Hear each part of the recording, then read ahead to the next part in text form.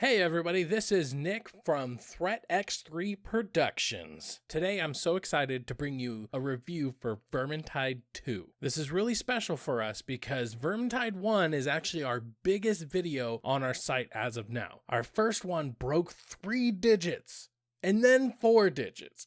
It is in the 2000s, and that might not seem like a lot for a lot of other people, but a lot of our other videos don't make those same type of numbers, so it is really nice. So I'm excited to review the second one because the first one just meant a lot to me. So starting off, we do need to point out the fact that we are reviewing on PlayStation 4. This originally came out on the PC first, then Xbox One, then finally we got it here on the PlayStation 4. So today, that is specifically what we're going to be talking about and reviewing. When I started Vermintide 2, I think of a single word, and that is polish. Now, it might not look that impressive visually, it might not have as high fidelity graphics burning off your retinas or anything like that, but you get the most out of it and it plays so seamlessly. So let's start off with a quick refresher. My thoughts on the original Vermintide. The first Vermintide was pretty much like Left 4 Dead, but with a little bit of RPG shoved in, and instead of zombies, it was rats. Now, there are plenty of games that claim to be Left 4 Dead, but X, Left 4 Dead, but Y. But they don't actually deliver on the gameplay, and the gameplay is what's key, because what makes a Left 4 Dead-like game a Left 4 Dead-like is the fact that a lot of things are randomized. So encounters are always random. One time you might get a rat ogre,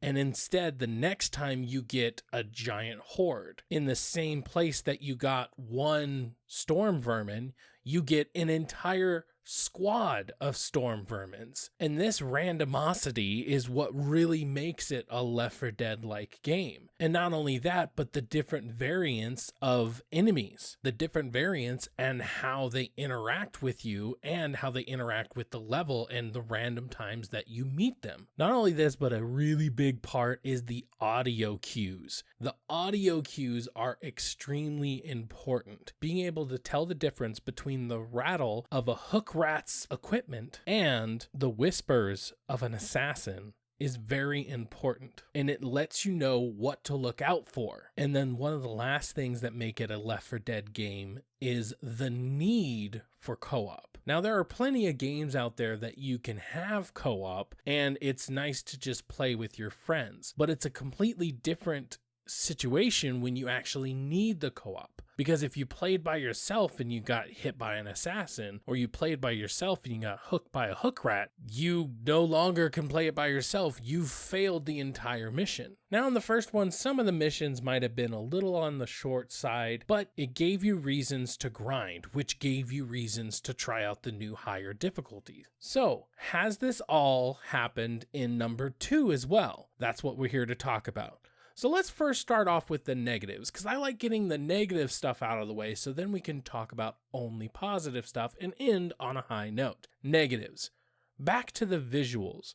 The visuals aren't as high fidelity as you would maybe want them to be on a PlayStation. There's a couple of caveats that I have to talk about, and that's 1, I'm playing on an original PlayStation 4 and not a PlayStation Pro. 2 is I'm not playing on a PC, so I don't have ultra settings, whatever that is, am I right?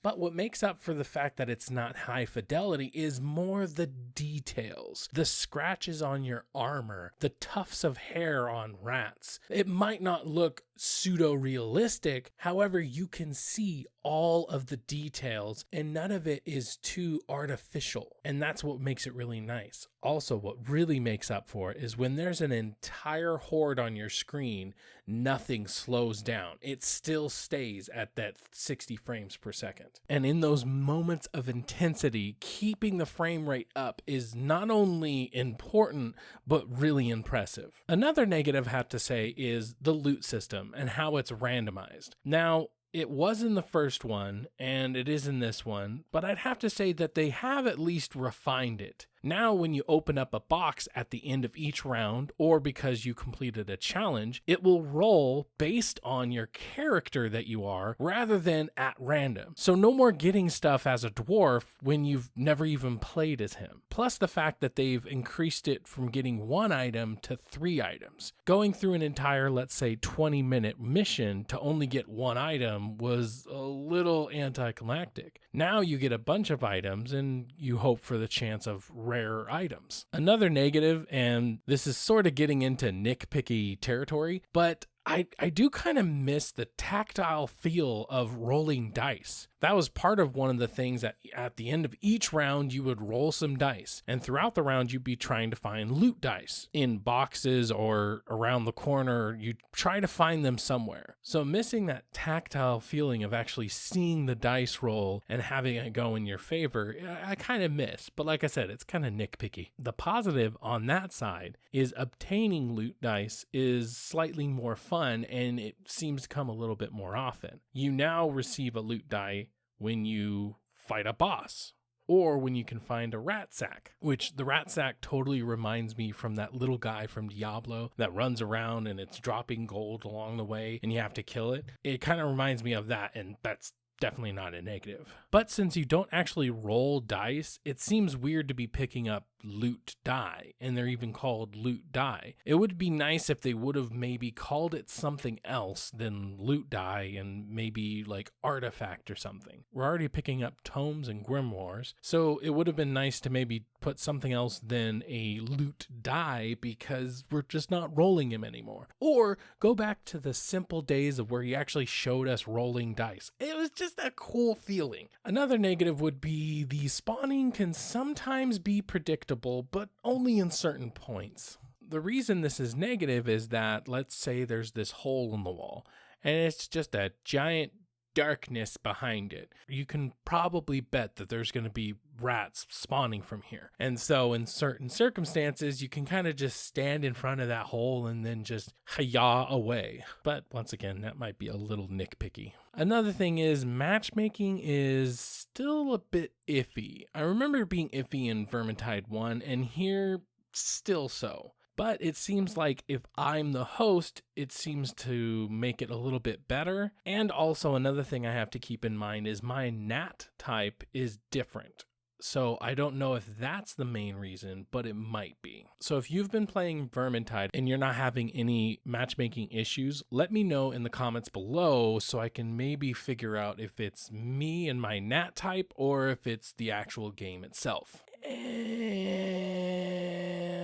I guess that's it. You'll notice that with every negative, there was always some sort of a caveat. Like, oh, I don't like the loot die, but it's easier to obtain the loot die. Oh, I don't like the fact that the loot is randomized, but at least you don't have it for a character you don't use. So, did Vermintide 2 deliver on the same things that Vermintide 1 did? And I'd say it did deliver. Pretty much all the things that you can say about 1, you can repeat here. Random encounters, really nice bosses. The gameplay is the king. So what stands out to me and hopefully make newcomers more intrigued are the alterations that it has made. It has taken the slight RPG nature of the first one and dove straight into the deep end. The main RPG aspects of the first were a few crafting, and you could re-roll, and that's pretty much it. Vermintide 2 takes this idea and runs with it. Now what makes it an RPG is classes have levels. Each class has variants. Each variant has different skills. You have power levels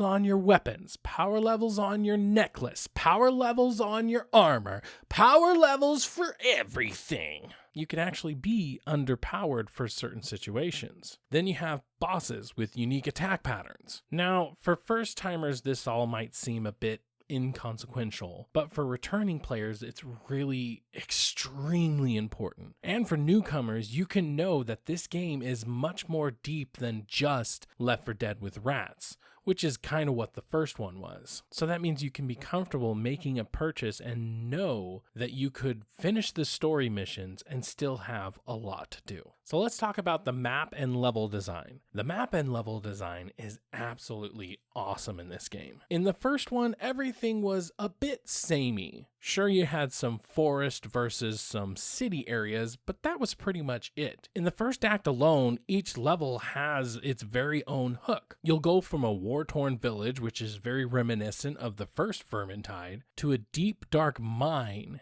and the only thing lighting your way is a cart that you have to stand next to, which really shows off its lighting effects.